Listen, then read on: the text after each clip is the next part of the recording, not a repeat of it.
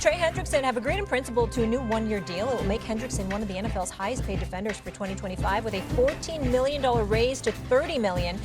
Hendrickson is still scheduled to become an unrestricted free agent after Adam. How did both sides land on this revised deal? Well, listen, I think this is the victory. Trey Hendrickson gets a $14 million raise this season. Yeah. This season, you don't see players get $14 million raises on 1 year. And the Bengals essentially get to keep his services, and they are spared of having to give him the type of huge contract that some of these other pass rushers have gotten with $100 million in guaranteed money. And they now will potentially wind up losing him, but they'll have him as they're trying to make another playoff run this year. Trey Hendrickson gets to become a free agent after this year, so it's not as much money as he wants, but he can test the free agent market. And again, we talked about it with Terry McLaurin. We'll talk about it with Trey Hendrickson. They were, both sides, wound up, worlds apart, couldn't bridge their differences, couldn't figure it out. And lo and behold, less than 2 weeks to the opener against the Cleveland Browns, figured out a way. Stephen A. Got it done. Now are the Bengals a top AFC threat? I think they could be. Their defense is not going to be much better, despite his greatness. 35 sacks over the last 2 years, 4.5 more than anybody else in the league. Led the NFL in pressures with about 92 last year. Give credit where credit is due, but the defense was still putrid. 25th in scoring defense, worse than that in total defense. They were awful. And watching them this preseason, it would have been criminal had they not signed them, because they're so awful defensively this preseason. You actually said, if you are a member of the Cincinnati Bengals defensive unit, you should keep that from the public. You should ask the announcers not to even reveal your names, okay? You shouldn't want your name on the back of a jersey. That's how bad the defense looked this preseason. Having said that, I got to give love to Joe Burrow.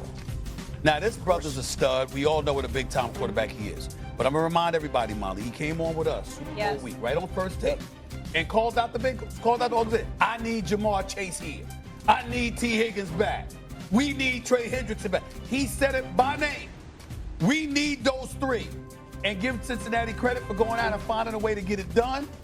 But I don't believe it happens if Joe Burrow doesn't open his mouth and mandate it, because he is Cincinnati. By the way, right now, he is Ohio when it comes to quarterbacks. They don't have another one, okay? So I'm just telling you, the brother, give him credit where credit is due. Not many people in his position would be as outspoken as he was against the organization in mandating what was needed in order for them to be competitive. Now he's got to go out and win in the first 2 weeks of the season instead of being 1-11. They've been terrible. They've been first. You got to go out and win. That's been an credit where credit is due. They pushed all the chips in here. Top AFC threat? I think there's tiers to this. Like I always say, there's levels to this. There's tiers to this. Tell me. I don't have them in. I think there's 4 teams in the AFC better right now. Okay, I got the Kansas City Chiefs. I got the Baltimore Ravens. I got the Buffalo Bills. I got the Denver Broncos. I'm gonna keep tooting my horn about the Denver Broncos. I think the Denver Broncos. I think the Denver Broncos are here. We keeping the tape. The Denver. Yeah, please do. We keep please the tape. do. The Denver Broncos are here. I think the Denver Broncos arguably had the best defense in the league.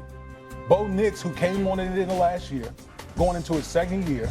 Usually players, go make their biggest jump from year 1 to year 2. You got one of the best play callers, coaches in the National Football League, Sharpe.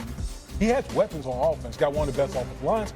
Everything is set up, in my opinion, for Bo Nix to really introduce himself to the national public that we are here. Can they win the AFC West? They can. I don't think they will, but they can. Let me say this, because this is a question out there. I want to throw this out to both of y'all real quick. I get where you're coming from. But when we're asking that question about the Cincinnati Bengals, because everybody can't, but you don't have to play everybody. Like those 4 teams. So somebody going to run into somebody come play all the time. You understand what I'm saying? Right. I mean, Cincinnati got to play all of them. Yeah. You understand? Somebody going to run into somebody. Can Cincinnati knock off somebody with that offense? Hell to the yes. Yes, they can. With that firepower, no. If your defense is middle of the road, if your defense is the 20th ranked defense in the league, you could possibly win 2 to 3 more games if you're the Cincinnati Bengals with that offense. You might be asking a lot of that defense, okay? No, this is the same Cincinnati team that has a losing record last year when they scored 33 points. I agree with that. 3 and 4. Think about that. How crazy that is. Damn it, they would have been 0-7 if they didn't have it. If they didn't score that. You understand? The point is, you're talking about a team that can put up 30 in their sleep. Can't ignore that. Can't ignore that. As bad as the defense was last year, really the culprit to the season, what robbed them of their playoff hopes, was the slow start. Yeah.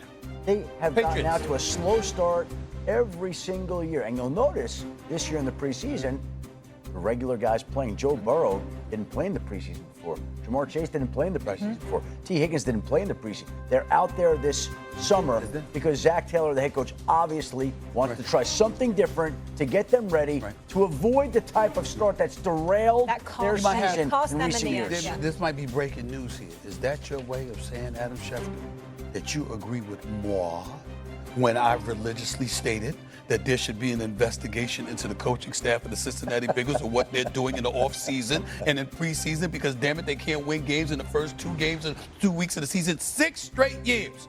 They are 1-11 in the first 12 games, meaning the first 2 games of the last 6 seasons. They are 1-11. Right. What are you doing that you can't win games first 2 weeks of the season with these kind of studs?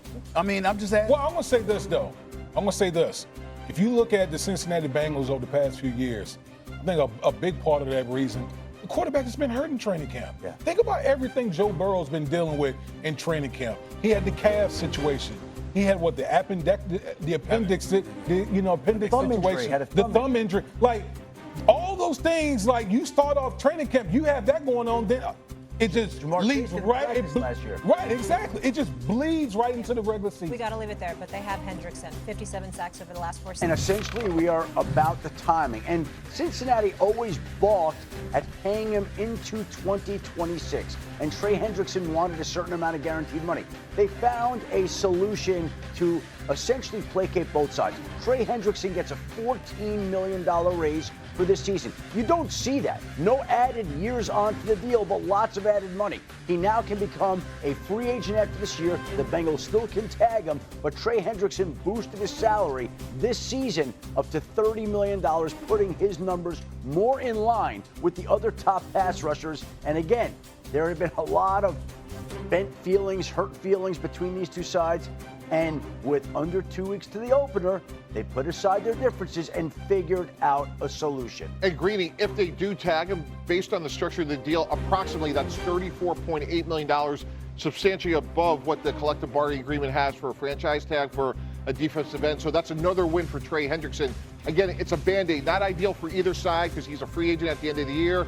Trey Hendrickson doesn't get the massive guarantee, but he's now at least gets a big raise. And if I'm the Bengals, I'm saving $11 million.